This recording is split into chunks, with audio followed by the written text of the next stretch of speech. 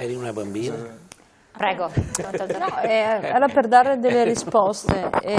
Credo che la prima risposta che manca da parte del governo italiano è quella di un riconoscimento in tempi certi e di un rimpatrio in tempi certi.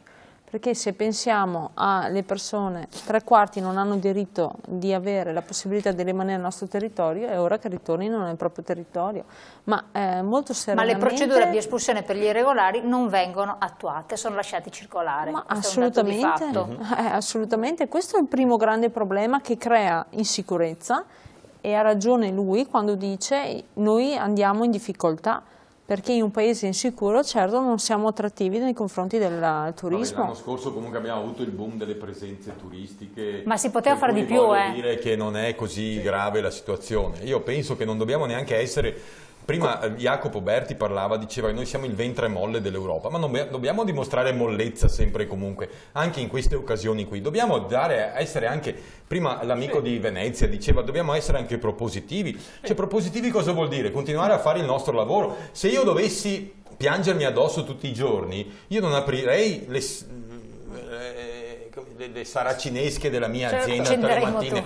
Cioè io pago il 70% di tasse su quello che guadagno, ragazzi, stiamo scherzando, non posso sentire, oppure io e Varotto possiamo un po' piagnucolare, eventualmente ne avremo diritto, ma chi ci amministra deve trovare delle soluzioni, ha ragione lui ha espresso in maniera molto serena, ma molto franca, precisa e puntuale, quello che è il sentire delle persone che in Italia lavorano e che permettono anche ai nostri politici di continuare a vivere, diciamo, serenamente. Ma guarda che non è in contrasto con quello che dici tu. Io non dico... Diciamo, anche la signora del PD ha detto delle cose che sono condivisibili e mi sto preoccupando particolarmente. Però voglio dire, funziona così, cioè noi dobbiamo, cioè l'Austria chiude le frontiere, ma gliele chiudiamo anche noi. Ma qua importiamo, ma voi sapete che il legno che lavoriamo in Italia è tagliato in Italia, viene mandato in Austria, perché noi abbiamo in Austria hanno finito il legno da tagliare, non hanno più alberi da tagliare, glielo mandiamo di là e loro ce lo riportano. Potremmo dire tranquillamente, no, mi spiace, il legno non lo voglio più, lo compro in Mozambico, fanno un bel legno, ecco. E invece non lo facciamo, ci piangiamo addosso, ma no, per favore non mettete la retina. Noi dobbiamo fregarci di queste cose, dobbiamo dimostrare di essere più bravi degli austriaci. Caspiterina, i tedeschi, ma chi sono? Quando Dante scriveva la Divina Commedia mangiavano ancora carne cruda e noi stiamo qui a farci come si dice, a farci tutte le problematiche mentali, perché no, siamo forti, siamo bravi, dobbiamo essere più forti di loro. Chi chiudono le frontiere, le chiediamo anche noi. La signora del PD diceva, ma a Tarvisio non le chiudono. La chiudiamo noi a Tarvisio, la chiudiamo noi. Siccome arrivano via Tarvisio, arrivano una pletora di camion, e lui lo sa, dalla Bulgaria, dalla Polonia, dall'Ucraina, dalla Bielorussia, dall'Estonia, passano tutti di là. Glieli chiudiamo noi, facciamo come ha fatto... Che parlare bene a me di Craxi mi viene veramente l'orticaria. Però l'ultimo politico che in Italia ha dimostrato di avere le palle è stato Craxi a Sigonella, quando i Marines americani hanno circondato l'aereo e lui li ha fatti circondare dai carabinieri e ha detto: qui siamo in Italia, qui comandiamo noi. È questo che dovremmo fare, tirar fuori un po' di sano patriottismo, che non vuol dire essere... possiamo anche farlo alla Veneta, per dire, ma per dimostrare che siamo migliori di loro e che non è mettendo una rete da orto al Brennero che ci creano problemi. Se vogliamo i problemi li creiamo noi siamo più bravi di loro, e i nostri amministratori dovrebbero essere consci di questa nostra particolarità, di farne tesoro e di lottare per i nostri interessi, visto che noi siamo qui come quelli che pagano le tasse, le pagheranno anche loro, ci mancherebbe, spero, però voglio dire, noi siamo quelli che teniamo su un po' il sistema produttivo italiano, nel nostro piccolo, voglio dire. Varotto, do ragione a Cesaro, anche perché noi siamo abituati a stare in emergenza comunque dopo le colonne, le cose. Infatti vivete una situazione... Cioè, quindi è una situazione che siamo abituati. Poi io penso che il profugo non è come la retina o la rete che lo ferma, questo fa 4.000 km, passa il Sahara, passa sul barcone, è istruito perché sa come parlare, dove andare, cosa fare, i biglietti, tutto il resto. Non è sicuramente il passaggio del Brennero che lo ferma, passa per Treviso, ci sono 12 passaggi, può montare nel treno a Verona, Alpi, perché il problema... i passatori delle Alpi anche. Quindi è un problema politico, è anche un problema politico credo di vecchia politica, perché fa tanto scalpore, però ormai la gente è abituata, quindi è molto attenta a quello che succede. E poi... No, ma infatti l'aspetto non è tanto il Brennero, che potrebbe essere appunto Tarvisio sé per sé, è la situazione generale politica. Abbiamo 5 paesi che chiedono un proroga di 6 mesi per il controllo dei confini. È tutto l'accordo dell'Europa che era fondata, nasce su Schengen più o meno, non va d'accordo su tante cose a sto punto. Io non vado sul livello immigrazione, perché tutti ne parlano, il problema è che la gente in questo momento sente il problema, che sia un problema politico, economico, la gente sente il problema dell'immigrato. Dicono che c'è bisogno, lo portiamo, lo regolarizziamo, lo facciamo lavorare, perché le realtà economiche, se hanno bisogno, lo usano, lo formano, lo regolarizzano. Quello che non serve, non lo vogliono, è un problema, quindi teoricamente lo vogliono che vada a casa. Poi anche Austria e Germania su questo discorso devono stare attenti, perché le loro aziende di trasporti vengono a caricare in Italia il materiale, quindi anche loro hanno dei problemi. Le ditte austriache sono state le prime 20 anni fa a prendere tutti i bulgari, Cecoslovacchia, si sono azzerati come ditte trasporti e hanno avuto un problema che passa dalla Germania. Quindi noi nel Veneto, io una cosa non capisco, fino a 10 anni fa eravamo un modello d'Italia trainante d'Italia. Negli ultimi 5, è un discorso classico, negli ultimi 5-6 anni è venuto il mondo della globalizzazione, che bisogna tutto grande, bisogna chiudere, bisogna globalizzare e tutto, perché così funziona. A me sembra che non funzioni, quindi credo che la realtà regolata veneta o lombarda, oppure che fa sistema, funzioni ancora. Anzi, è il motivo che sta ancora in piedi, perché le piccole aziende, i piccoli alberghi o le piccole attività fino ai 10-15 dipendenti, i nostri dati artigiani dimostrano che tengono botta. Le grosse industrie mondiali vanno, però il medio ha grosse difficoltà. Però vogliono portarci a livello medio. Assessore, a proposito di risposte. Su questo io ho partecipato a molti convegni anche universitari, soprattutto nel periodo della crisi, quando la crisi mordeva ancora di più di oggi, dove si cantava il De Profundis del sistema veneto, dove ci dicevano, sono usciti anche dei libri, no? Piccolo e bello, punto di domanda, questo sistema è destinato a soccombere sotto i colpi della crisi, eccetera, eccetera. Dopodiché tu vai a vedere, dopo 10 anni di crisi, qual è il sistema che sta dando PIL e occupazione, è esattamente questo. Quindi ancora una volta la miopia di chi deve gestire i processi di cambiamento e anche decisionali è davvero preoccupante. E credo che anche, come dire, la classe degli analisti dovrebbe un po' di più aggiornarsi in maniera concreta, cioè guardando le cose per quello che sono. Detto questo, per rispondere anche alla provocazione, se vogliamo, di chi è sul campo dell'imprenditore, vorrei ricordare, io rivendico qui una posizione, non è che il Veneto solo ed esclusivamente perché l'imprenditore lavora è riuscito a mantenere una certa qualità di produzione, ed essere oggi la regione col più basso tasso di disoccupazione, 6,6%.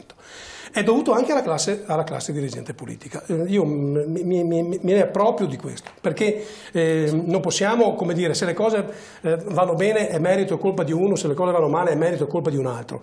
C'è una commistione positiva in questo Veneto, di classe dirigente e di classe imprenditoriale. Io l'ho visto, sono assessore allo sviluppo economico da un anno, tutta la mia politica, tutta, fregandomene di quello che mi dicevano i soloni o gli studiosi, tutta la mia politica è improntata alle piccole e microimprese, perché sono l'ossatura del nostro sistema, tutta. I fondi europei che noi abbiamo sono oltre, che la parte che mi compete sono quasi 700 milioni di euro, i bandi saranno tutti finalizzati a quello, il piano della ricerca è tutto finalizzato a quel tipo di impresa, quindi voglio dire, non è vero che c'è uno scollamento fra classe politica e imprenditore, c'è una commistione positivissima, io con loro parlo e dialogo quotidianamente, loro mi dicono di cosa hanno bisogno, io cerco di declinare, attenzione, tenendo conto delle imposizioni europee, di declinarlo sul territorio. Però anche qua, vede, se in politica potesse valere la regola che esiste nel gioco delle carte, cioè vale il dichiarato, sarebbe straordinario, perché riportiamo indietro le lancette non di 100 anni, ma di 4-5 anni fa. Quanti eravamo a mettere in discussione il sistema europeo? Eravamo quei 4 no, della Lega con le corna in testa, l'anello al naso, che ruttando dicevano che l'Europa non andava bene, e tutti a dire anti-europeisti, siete i soliti, no, disfattisti, eccetera, eccetera. Oggi non ne trovi uno che dica che l'Europa così com'è va bene. Allora anche qua prendiamoci dei meriti e prendiamo dei demeriti. Chi 5 anni fa diceva non bisogna cambiare nulla perché l'Europa così va bene, oggi dovrebbe stare zitto, avere un po' di pudore e dare merito e atto a chi invece in anticipo assoluto sui tempi aveva messo in discussione un sistema che era evidente sotto gli occhi di tutti che non poteva funzionare. Cioè non è che ci volesse un genio, bastava guardarlo. Cioè un'Europa che discute 4 mesi e mezzo sulla lunghezza delle melanzane non vi fa pensare che evidentemente c'è qualcosa che non funziona? Quando tu hai milioni di persone che premono sulle coste, un'economia che sta andando a fondo perché sta arrivando l'onda d'urto di un'economia finanziaria americana, cioè non ti sembra l'orchestrina che suona sul Titanic? Cioè, voglio dire, hai tutto il mondo in crisi, sta arrivando lo tsunami qua e tu ti preoccupi e tieni le commissioni ferme per la lunghezza della melanzana. Era evidente che questi erano degli incapaci e che non era strutturata per affrontare i problemi. Ma lei dice cioè sembra, sì, prego. Se dopo vorrei tornare su un discorso incapaci. Prego, Presidente, grazie. Sì, volevo dire, ma quando voi avete iniziato a protestare, la Confcommercio ha fatto delle serrate sulla liberalizzazione. Noi siamo venuti a Venezia davanti alla sede della Regione molti anni fa, penso 20 anni fa, prima che Bersani diventasse Presidente del Consiglio, era Ministro allora mi sembra, e abbiamo fatto degli scioperi, delle serrate per la liberalizzazione. Allora c'era assessore, se non ricordo male, Gava, nessuno ci ha ascoltato. Adesso non potete dire, scusatemi, ma c'era Gava, c'era Forza Italia, eccetera. Per me sono degli amministratori. Cioè, mi faccia finire. Io non voglio assolutamente parlare male degli amministratori perché ho il massimo rispetto. Sono d'accordo con quello che hai detto tu. Abbiamo sempre dialogato, eccetera, il Veneto è andato bene, benissimo, ma abbiamo fatto molta fatica a farvi capire poche cose. No, ma infatti me lo spiego, non è questo il tema. Cioè, io ne capisco, però quando mi parlate di liberalizzazioni non è competenza della Regione Veneto, è questo, cioè qua se non iniziamo a dare le responsabilità a chi le ha, vuol dire, a me adesso mi dicono la Bolkestein non va bene, perfetto, io faccio tutte le dimostranze del caso, in Europa abbiamo fatto tutte le cose. Per applicare la Bolkestein, c'è maniere per applicare la Bolkestein. Ma infatti io ho incontrato le associazioni di categoria e ho chiesto loro, studiamo. State capendo che può essere interpretato in maniera diversa. Non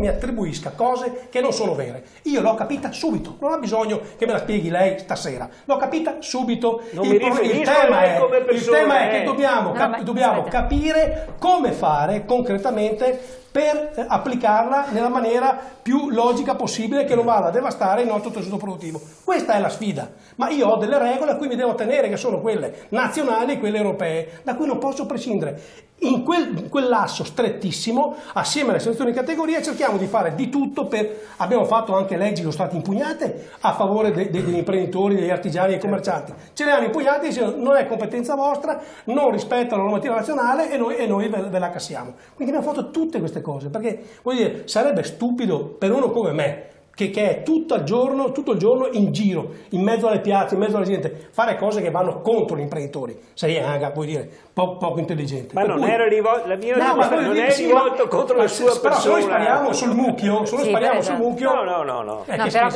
Però non andiamo sempre a rivarcare il passato, perché nel passato se no non finiamo più. Cerchiamo di contestualizzare al presente, cercando di risolvere attualmente la situazione. Attualmente, per esempio, il problema, leggendo i giornali, il problema della chiusura delle frontiere non esiste più, perché adesso c'è il problema del referendum. Tu leggi i giornali, ma invece non ci sono più gli immigrati. Ma lì sarà un'altra questione, consigliere.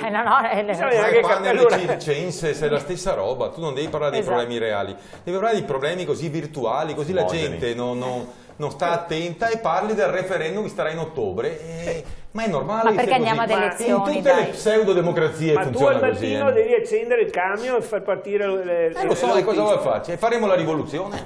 Cosa vuoi che spero che il problema dell'Italia da imprenditore, spero che il problema dell'Italia sia il referendum che fa ad ottobre, quindi da qua ad ottobre ci sono 6 mesi. E scusi, dovevo anche parlare. Ma si gioca la poltrona di la consigliera poverina. Assolutamente, con molta tranquillità. Ci tenevo a fare 2 o 3 precisazioni, visto che in questo periodo anche il fattore imprese è un argomento che in senso personale, come impegno istituzionale, mi sento obbligata ad approfondire con molta precisione. E su questo si va poi anche a ricollegare al problema che è in discussione, che è il fattore chiusura Brennero, senza più di tanto divagare. Però nulla a che vedere con l'operato che chiaramente ha un anno di età, compie tra poco un anno di età dell'assessore Marcato, che quindi, come dire, avremo modo di valutare e avremo modo e stiamo, come dire, cercando appunto di analizzare e di approfondire anche in sede consigliare. Si avrà in futuro la possibilità di approfondirlo con i sensi anche delle conseguenze. Però noi abbiamo un problema di fondo. È stato pubblicato proprio qualche mese fa un report ordinato dalla Regione insieme all'Università di Padova, se non erro, in merito alla valutazione delle politiche per l'impresa degli ultimi 15 anni in Veneto. Allora, io lo sto leggendo, sicuramente non sono tecnica quanto magari voi, che è da molti anni che non soltanto vi occupate magari di politica, ma siete anche imprenditori, di conseguenza le leggi del mercato e i rapporti mercato-politica li conoscete meglio di me. Però la posizione non è sicuramente tranquillizzante. È chiaro che non siamo in una regione, come dire, palesemente a rischio, siamo comunque una regione che ha una grossa, come dire, un grosso bagaglio di dignità che può sicuramente spendere in tante occasioni, ma in questo caso si può anche e forse l'assessore Marcato avrà modo anche di approfondirlo, l'avrà approfondito in questo anno, che molto è da fare ancora e molto non è stato fatto in passato, con risorse finanziarie anche mal spese e destinate purtroppo non a chi davvero ne aveva bisogno all'interno del nostro territorio, per cui in questo senso lo spiegheremo la settimana prossima. Lo spiegheremo la settimana prossima, intanto consiglio gli interessati di entrare appunto sul portale regionale e appunto verificare questa pubblicazione, visto che è resa pubblica. E con questo mi ricollego anche alla questione Brennero.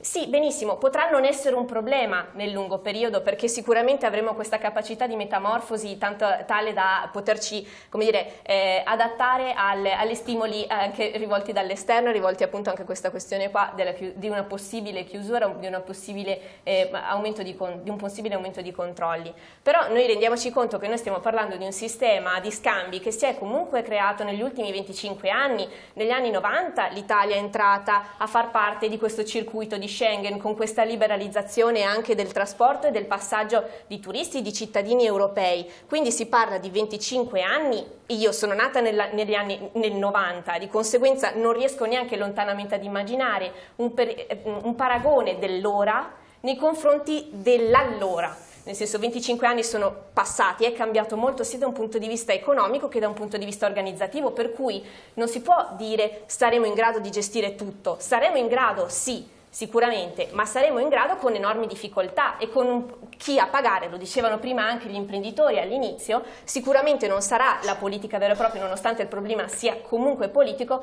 ma saranno anzitutto comunque gli imprenditori. Non si può assolutamente non sottolineare questo. E questo, se mi posso, ultima cosa che aggiungo, visto che appunto non ho avuto modo di intervenire prima, aggiungo questo, che se si parla di un'Italia molle, e questo è scusami Jacopo, collega e compagno di banco, ma non mi trovo assolutamente d'accordo nel definire, e con questo mi affianco a Cesaro che dice non si può assolutamente permettere che un politico parli ancora di un'Italia molle, che questo politico si faccia propositivo, e porti finalmente in Europa cose che negli anni passati non è mai successo venissero portate, perché noi ricordiamo che nel 2011 l'assessore di Padova parlava del contratto di Dublino, dell'accordo di Dublino. Nel 2011 si è presentato un ministro chiaramente non attuale, che dopo aver strepitato per tutta la riunione, alla fine della riunione in Europa alla fin fine ha accordato il trattato così come era stato definito. Guardi, io penso che il problema... Io non ho detto questo, ma parlavo della bozza di revisione del Trattato di Dublino, che pone delle condizioni ben diverse. Ha citato comunque il Trattato di Dublino, che adesso sicuramente viene modificato, ma all'epoca ha creato,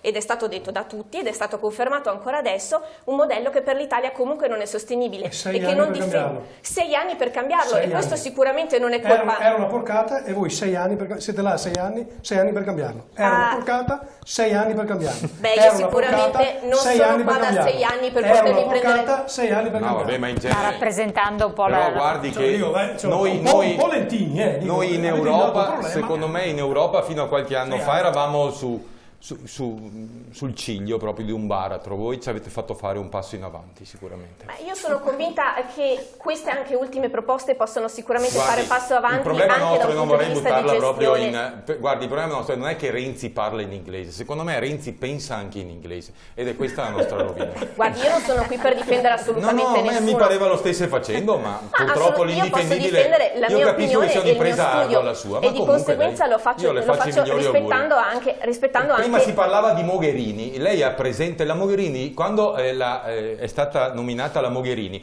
Renzi ci ha frantumato le aspettative, ecco, le orecchie, per una settimana intera era a reti unificate a parlare del successone che aveva lui, non la Mogherini, acquisito, perché la Mogherini sarebbe stata la rappresentante di una grande Italia in un'assise internazionale. Non l'hanno più curata, non c'è più da nessuna parte. Questi sono i vostri successi, madama, e lei lo sa che è così. E io, guardi, le posso dire, io la capisco la sua difficoltà, però ognuno il suo, insomma. Ecco. Sì, assolutamente, come all'epoca anche chi faceva parte di una popolazione politica differente dalla mia ha dovuto e ha voluto difendere una posizione che capiamo bene in che posizione adesso ci ha messo, e questo lo dico anche in riferimento a un processo di accoglienza migratoria che si basa su un progetto non certamente ideato ora, ma che si è venuto a dover ideare. Stiamo parlando di numeri diversi, signora, stiamo parlando di numeri diversi. Non può paragonare un'invasione, quella che c'è adesso, di 500.000 di persone con 30.000 persone che sbarcano in un anno. Era diverso, era tutto diverso. E allora perché allora non si è riusciti a gestire questa minore quantità? Su questo si gestiva assolutamente. Nel 2011 siamo stati messi alla gogna dall'Europa. Ma lei non vive in Finlandia, giusto? Lei vive qui da noi. Ecco, io ho un ufficio a Vicenza, in Viale San Lazzaro. Io passo 2 volte la settimana in Viale San Lazzaro per andare in questo ufficio. Non c'è più un italiano, è gente che non fa nulla tutto il giorno, sempre gli stessi crocchi di persone con le biciclette che si rincorrono. Questa è la realtà. Lei non può negare che questa sia la realtà. E voi siete al governo da 3 anni, più o meno da 2 anni, non avete fatto nulla se non distruggere una miriade di pensionati per salvare le banche. Cioè l'unica cosa che mi viene da dire è che istituzionalmente... Chi è? Renzi, no? Renzi dirà, cioè l'apice del suo pensiero deve essere quando si trova con la Boschi, davanti alla Boschi, dire: oh, è più onesto il tuo babbo o il mio babbo? Questo penso sia la chiosa della politica italiana in questo momento, e capisco che sia in difficoltà, signora. Io non sono assolutamente in difficoltà, perché io parlo anche da un punto di vista regionale. Se noi parliamo di immigrazione, se parliamo di immigrati, a questo punto, visto che nel 2011 era stato proposto questo programma di accoglienza, mi può lasciare parlare? Siamo nel 2016, la conduttrice ha detto non parliamo del passato riferendosi al presidente allora mi lasci della finire, che così almeno parliamo del 2015-2016, non del 2011. Io volevo tornare anche sui temi reali, è giustissimo questo intermezzo, però esatto, allora Jacopo Berti, secondo allora così dopo tempo tranquillo. Sto zitto, non dico niente. No, siccome appunto lascio in suspense, parola adesso a Jacopo Berti e dopo anche all'onorevole, pubblicità, pochi secondi, dai, restate con noi.